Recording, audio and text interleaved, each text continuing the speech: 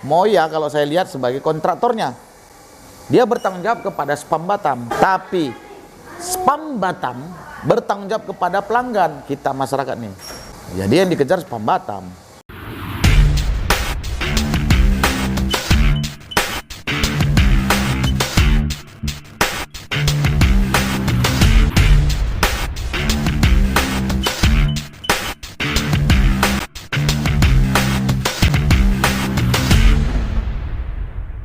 Oke, selamat pagi teman-teman KDK Lover. Pagi ini kita ada guest speaker yang keren banget. Sehat Bang? Sehat walafiat. Izin Bang, aku Puji panggil Tuhan. Abang dulu. Siap, Ketua siap. Apeknas, ya. Iya. Bang, gimana nih pandangannya melihat situasi Batam dan dulu ya Bang? Yang banyak masyarakat mengeluh melihat air yang macet. Ini kan konsumsi kebutuhan pokok sebenarnya. Dan pun halnya kalau di konstruksi ya, pengusaha melihat ini kan kebutuhan pokok dalam setiap lini apapun. Nah, masyarakat mengeluh nih. Sebagai Ketua Apeknas bagaimana nih menanggapi persoalan ini, Bang? Iya. Kalau saya dengar berita-berita itu, Moya mati, dibuat juga ada pengumuman ya, akan ada pemeliharaan dan air kecil, tapi dalam garis miring mati. Sebenarnya kita kembali ke zaman batu. Kenapa kembali ke zaman batu? Yang selama ini pengelolaan air di Kota Batam ini udah profesional ya.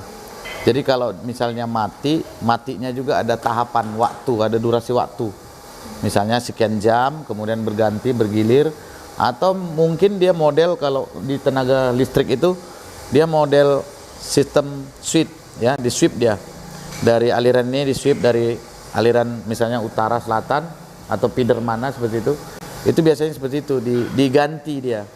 Jadi tidak total mati, tapi tergantung pipanya, pipa yang mana yang mati, yang rusak, atau yang lagi maintenance. Atau mereka tahu nggak lubangnya maintenance itu? Karena biasanya untuk preventive maintenance ada jangka waktu atau ada durasi waktu yang wajib disiapkan. Misalnya 1 hari kerja, 2 hari kerja, setengah hari kerja, itu semua ada durasi waktu. Saya belum tahu apakah matinya air di Batam ini dikarenakan preventive maintenance itu atau pemeliharaan maintenance itu atau pembangunan instalasi baru, saya belum tahu. Tapi yang jelas kalau dari kacamata konsumen, ya jelaslah konsumen bisa menuntut kepuasan pelanggan. Jadi customer satisfaction-nya itu tidak ada dalam Moya. Jadi Moya harus bisa membuat yang namanya customer satisfaction. Tapi kalau kita rurut lagi ke atas, apakah bisnis kita ke Moya? Kalau dulu kita flashback ATB, kita bayar ke ATB, rekening ATB. Sekarang rekeningnya kemana? Rekeningnya ke Moya atau rekeningnya ke BP Batam? Spam. Nah, kalau spam ya ke BP Batam. Kalau ke spam, berarti Moya hanya kontraktor. Jadi paslah Dinda mengundang kami, Apeknas, Asosiasi Pengusaha Pelaksana Kontraktor dan Konstruksi Nasional. Karena PT Moya seperti kami ini yang tergabung di Apeknas, kontraktor semua. Ya, komplainlah ke Spam Batam. Jadi jangan ke Moya, ya, kontraktor. Untuk pekerjaan kan, Iya. kontraktor juga dibutuhkan tanggung jawabnya. Iya, kontraktor tapi secara hierarki bertanggung jawab kepada pemberi kerja, owner. Ownernya siapa? Spam Batam. Nah, pertanyaannya adalah apakah pola spam ini dengan kontrak karya seperti ATB dulu pernah ada selama 25 tahun di Kota Batam, mana yang lebih efektif? Itu dulu yang kita lihat. Apakah lebih efektif spam yang memiliki dalam tanda kutip otoritas daripada BP Batam lebih baik, atau seperti ATB dulu polanya gitu. Itu dulu. Jadi kalau si Moya ini namanya kontraktor ya ganti Moya, ganti kontraktor. Kalau bisa ya begini, kalau mau bersaing ya namanya kontraktor, jangan tender semua Kota Batam. Tender per wilayah, tender per kecamatan. Ada 13 kecamatan di Kota Batam. Kecamatan Batu Aji siapa? Jangan PT Moya, PT X, PT A, PT Lumbang Lonong. Jadi semua PT-PT per kecamatan karena kontraktor. Jadi satu gambaran yang menurut saya yang perlu direvisi sama Spam Batam adalah ganti kontraktornya atau tambah kontraktornya, karena kalau begini berarti namanya monopoli. Memang monopoli. Monopoli. Iya. Nah, nanti si Moya bilang saya kan kontraktor. Artinya masyarakat keliru jika mereka mau. Iya, saya pikir BP Batam harus wise di sini ya, spam Batam harus wise, harus bijaksana. Kalau memang mau meningkatkan kualitas, karena Moya itu sepemahaman saya hanya sebuah kontraktor, undang aja, jangan besok-besok jangan tender seluruh kota Batam. Karena sini saya baca nih ya, ini saya bacain ya. Moya Indonesia menang lelang spam BP Batam. Konsorsium PT Moya Indonesia dan PT PP Persero Tbk memenangkan lelang sistem pengadaan air minum spam Batam, baik di hulu maupun di hilir. Overall semua dia mau lelang. Kemudian di sini berdasarkan evaluasi dari BP Batam ya, atau spam Batam ya, harga yang ditawarkan Moya dan PP sebesar 1.429 per meter kubik. Nah, berapa yang dijual? Jadi dilihat harga yang dijual spam ke masyarakat berapa. Yang dimenangkan si Moya 1.429 rupiah per kubik. Jadi kalau kita lihat, kita jangan mau dikadal-kadali ya. Kalau Moya bertanggung jawab kepada spam Batam, bukan kepada masyarakat Batam. Ingat, kalau dari kontrak ini, Moya kalau saya lihat sebagai kontraktornya, dia bertanggung jawab kepada spam Batam. Tapi spam Batam bertanggung jawab kepada pelanggan kita masyarakat nih. Jadi yang dikejar spam Batam. Tersangka utama spam Batam ya? Spam. Tersangka utamanya. Tapi bukan SpongeBob ya, SpongeBob itu kan ada SpongeBob yang kan. Jadi maksud saya publik itu punya hak untuk mendapatkan informasi yang valid. Sampaikan informasinya. Kalau ditanya dari kami, saran kami apa? Ya jangan korbankan masyarakat. Kalau mau Moya, ya ada 13 kecamatan, buat aja kontrak per kecamatan. Ini per satu kecamatan. Kita bisa tiru PLN kok. PLN juga melakukan hal yang sama, mereka melakukan subkon kepada kontraktor-kontraktor. Jadi mana kontraktor yang lebih efektif, efisien dan cepat waktu, cepat guna, ya siapapun bisa untuk grow up, maju bersama. Bang, kita lihat nih sepanjang banyaknya keluhan masyarakat, tapi sejauh ini spam Batam juga anteng-anteng aja, nggak ada ngasih solusi kan. Bahkan kemarin itu di demo, toh juga tidak ada perbaikan kan.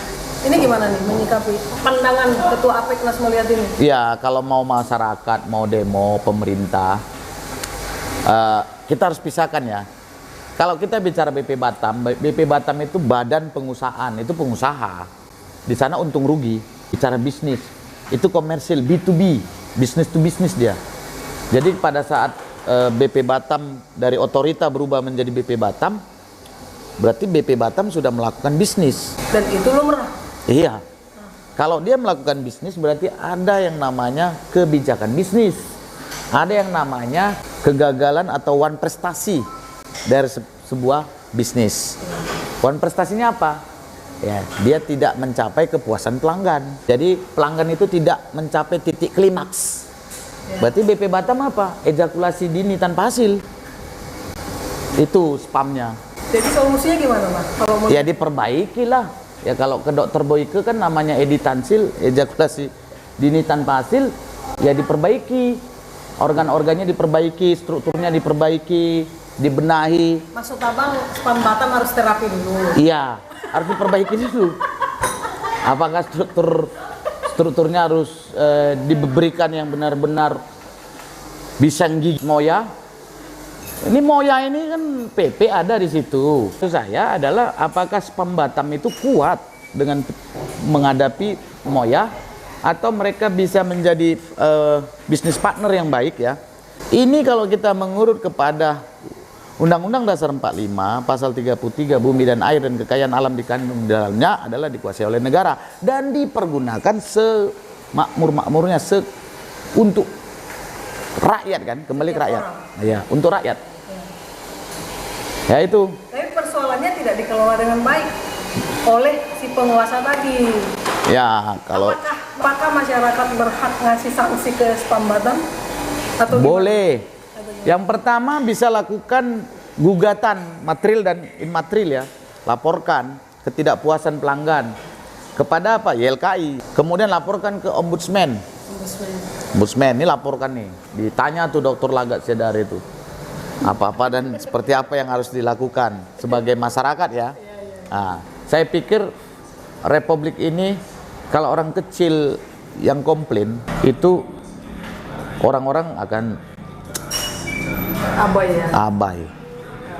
Tapi orang kecil yang bergabung itu menjadi orang besar.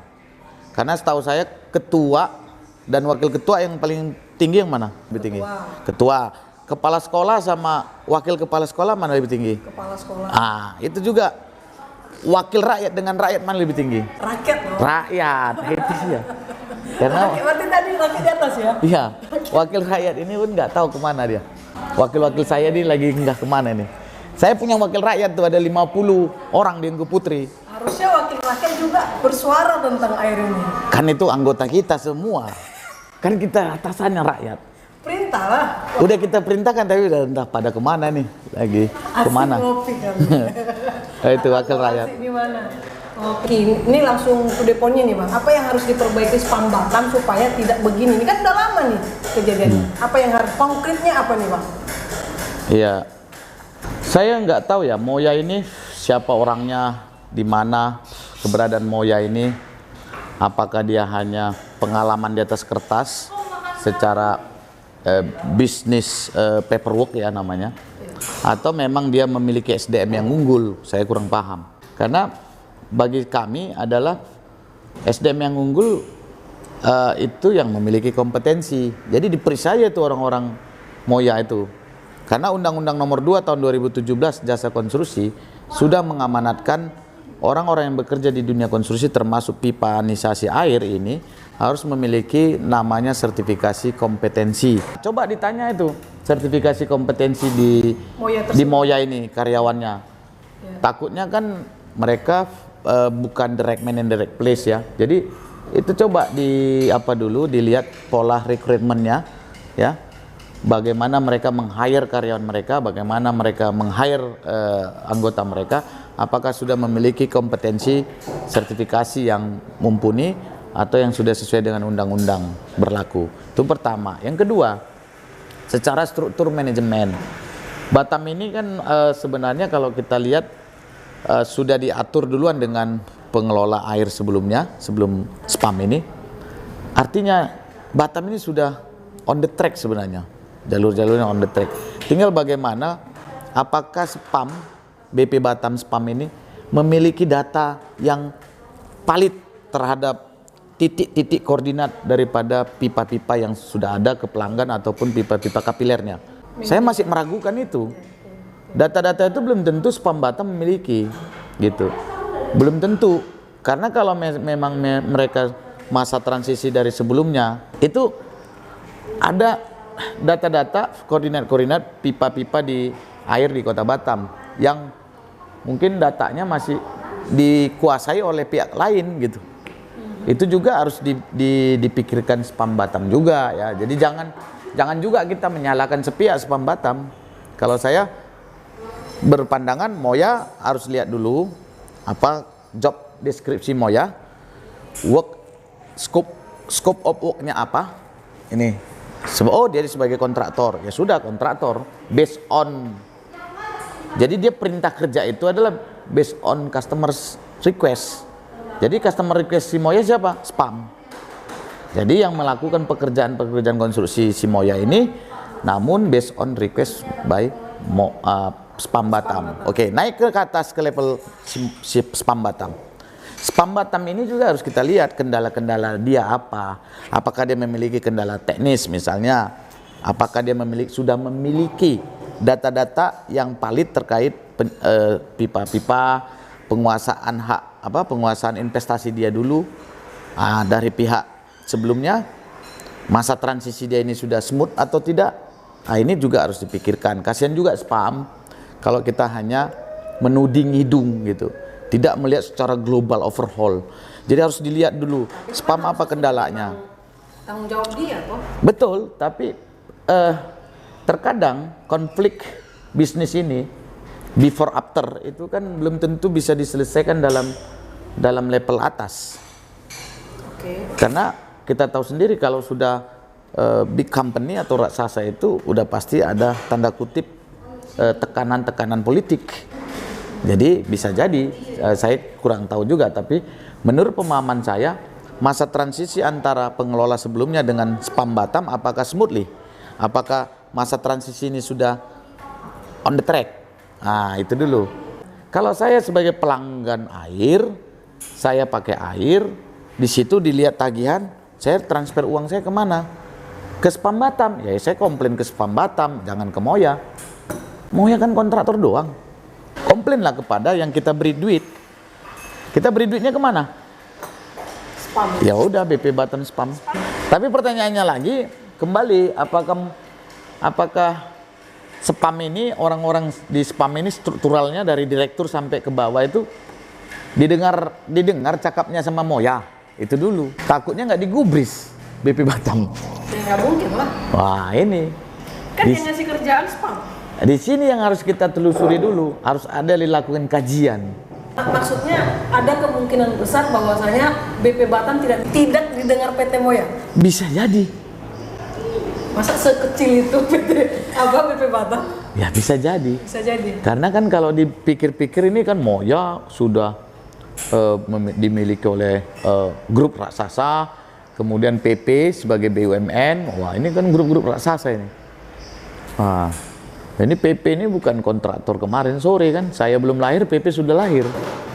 Dia kontraktor gitu. Tapi kalau kita mau fair play, ya apakah perlu direview Moyanya? Silakan, itu hak prerogatif BP Batam.